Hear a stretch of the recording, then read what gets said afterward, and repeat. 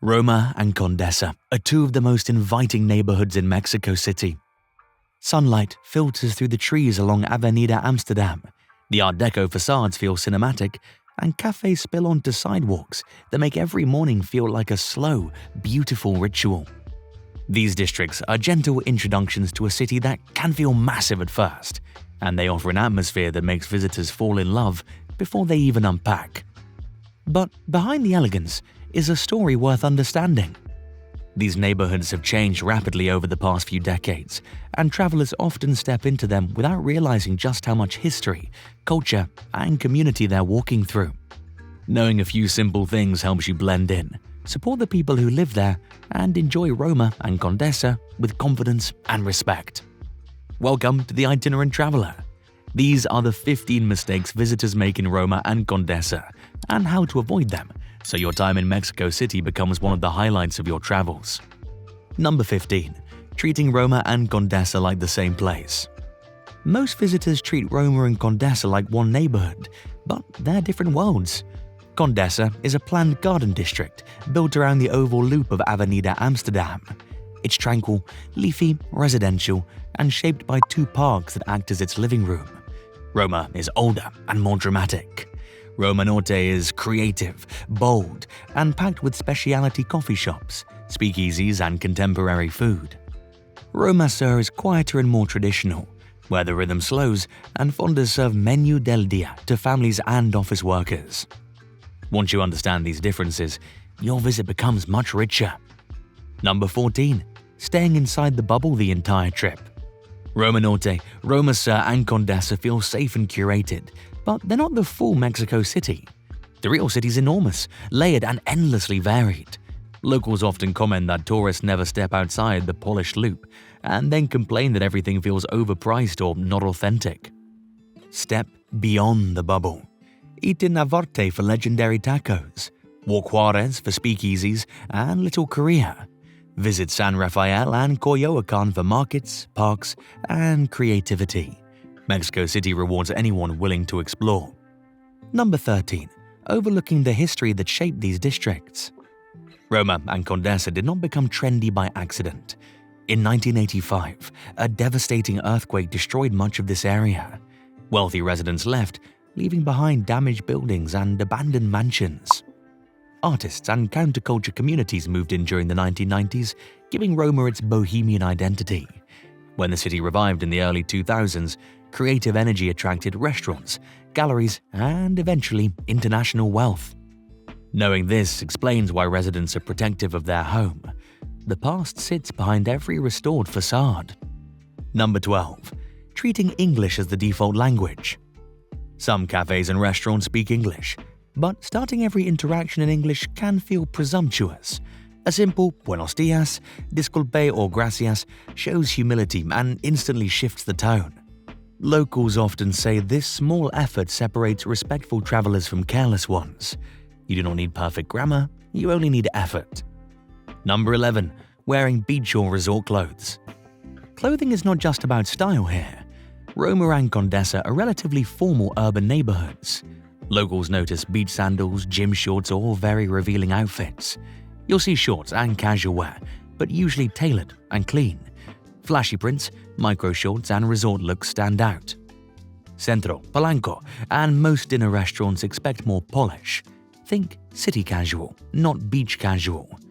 For women, modest and confident outfits feel more comfortable on transit and at night. For men, sneakers, long shorts, and a clean shirt work well. Number 10. Over-tipping and accidentally distorting prices. Tipping in Mexico City differs from the United States. 10 to 15% is standard at restaurants. Anything above that is generous but can unintentionally raise expectations, especially in non-tourist areas.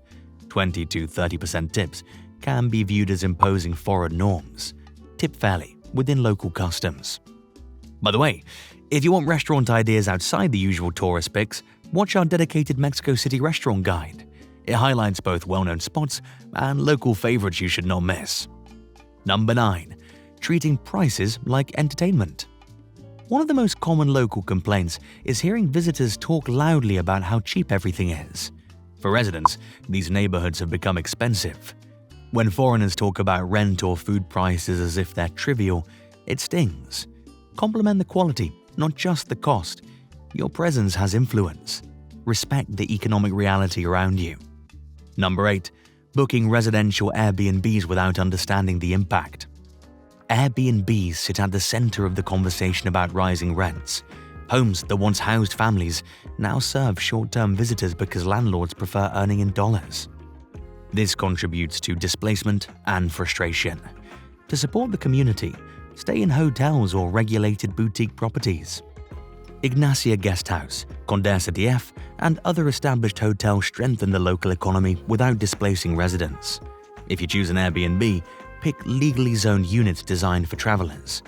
For recommendations, check out our video on the best hotels in Mexico City. Number 7. Assuming famous restaurants are always the best choice. Puyol, Rosetta, and Contramar are iconic, but they're not the only options. Some visitors find them crowded or shaped more by hype than experience. Balance them with the places locals love. Fonda Fina offers high-quality Mexican cuisine. Maroma delivers refined dishes without pretense. Lardo shares the same chef talent as Rosetta in a more casual space. For tacos, El Vilcito and Tacos Tony in Navarrete are standouts. El Pescadito in Condesa is lively, busy, and always delicious. Here's a quick question for the comments. What's the best meal you ever had in Mexico City? Share it below so others can discover something new. Number 6. Skipping fondas and eating only in international cafes. Fondas are essential to life in Mexico City. These small, family-run kitchens serve menu del dia, usually with soup, a main dish, rice or pasta, agua fresca, and sometimes dessert. They are fast, affordable, and deeply rooted in local culture. In Condesa, Beatresita blends traditional flavors with modern touches. Eating at fondas connects you to the city in a way brunch never will. Number 5. Filming without understanding local etiquette. Handheld filming is usually fine, but tripods can attract police attention and may require permits. Museums often charge extra for video and restrict flash. More importantly, filming people without permission can feel intrusive. Roma and Condesa do not face this as heavily as other districts, but be respectful when filming vendors, dog walkers, and private homes. A quick gesture for permission works. If someone declines, thank them and move on. Number 4. Using taxis incorrectly. Street taxis may look official, but hailing one at night carries risk. Express kidnappings are rare but historically tied to unregulated taxis. Use Uber, Didi, or official Sitio stands. For daytime movements, EcoBiki is excellent. Each ride is capped at 45 minutes, so dock and undock to reset the timer. If you take the metro or metro bus, buy an ML card at the station because convenience stores usually only handle recharges. If you're finding this helpful, consider subscribing to the Itinerant Traveler and sharing this video with someone planning a trip to Mexico City. It helps the channel more than you know. Number 3. Walking distracted at night or assuming parks are safe after dark. Roma and Condesa feel safe, but quiet residential blocks can be unpredictable. The most common issues are phone snatching and pickpockets on empty streets. Avoid walking while texting. Keep your phone in your front pocket. Stick to well-lit avenues instead of small side streets. Plan your ride home after nightlife. Mexico City awards awareness, not fear. Number 2. Underestimating the attitude, weather, and physiology of the city. Mexico City sits more than 7,000 feet above sea level. Visitors often feel tired, lightheaded, or more sensitive to alcohol. Hydrate constantly and grab an electrolyte from OXXO. Tap water is not drinkable. Houses do not have heating, so winter mornings and nights can feel colder inside than outside. For street food, choose busy stalls and avoid places where the same person handles both money and food. When ordering tacos, ask for them con todo and test the salsa on the side. Green is not always mild. Number 1. Ignoring the real tension behind gentrification. This is the biggest mistake travelers make. Protests in these neighborhoods have used phrases like "Mexico is not your playground" and "speak Spanish." These messages come from frustration.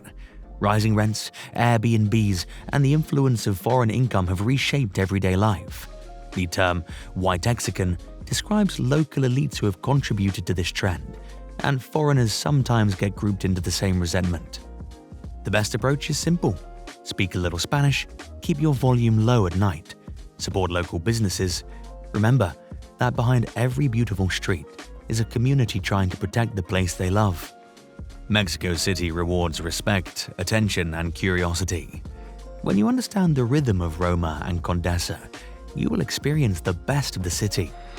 For more guides, check out our videos on where to stay and where to eat throughout the capital. Thanks for watching the Itinerant Traveler. Until next time, safe and happy travels.